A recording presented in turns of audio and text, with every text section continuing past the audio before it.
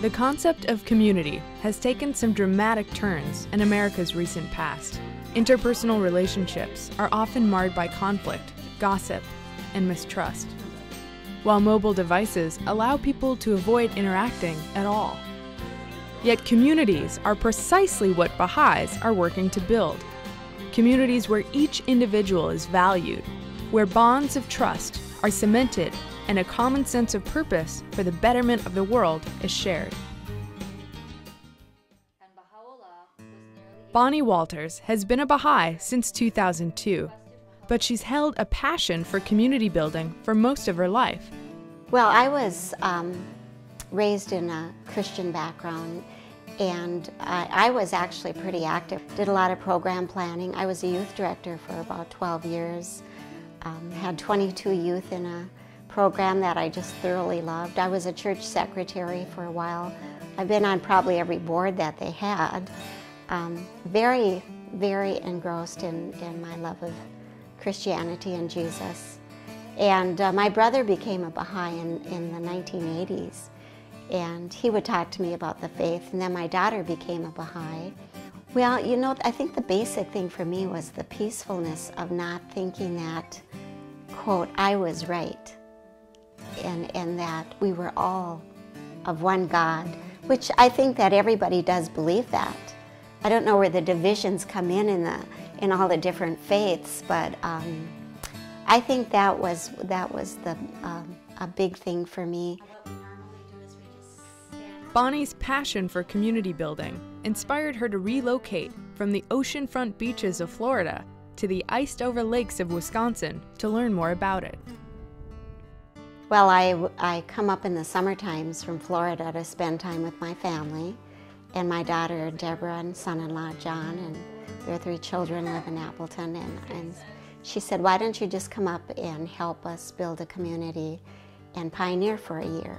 When I come home, you know, after a day of working for the faith, I just am full of energy and light and happiness. And when I stay home alone and I'm not doing anything to move us forward, I think I get bogged down.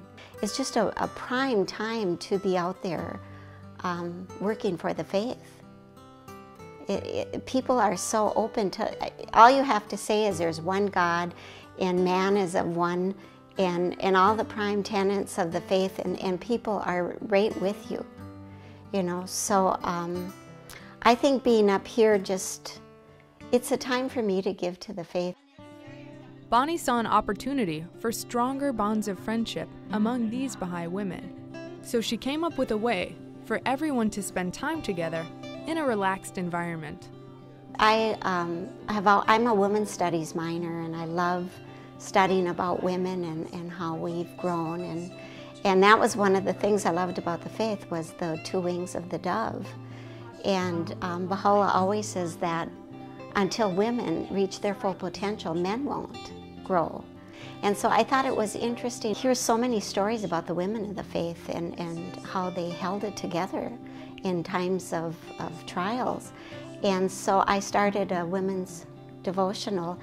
The women's devotional focuses on stories of the women in Baha'u'llah's family who suffered through 40 years of exile and a life full of persecution. And then I added a little cooking class because you know, a lot of people love to bake and try out things, and it's more fun when you do it together. It's really going well.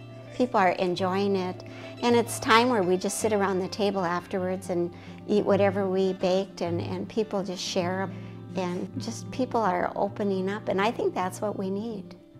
And now men are coming. Yes, of course, men and women should learn about the women of the faith.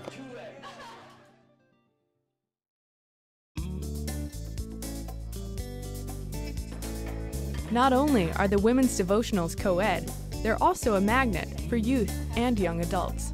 They're looking for something to touch their heart that they really care about. And you see that in the young Baha'is. They are just so fun to be around. For someone my age, I love pioneering with them because they just excite me. I think the most important thing is a community. I think that the Baha'is really, we need to do this together.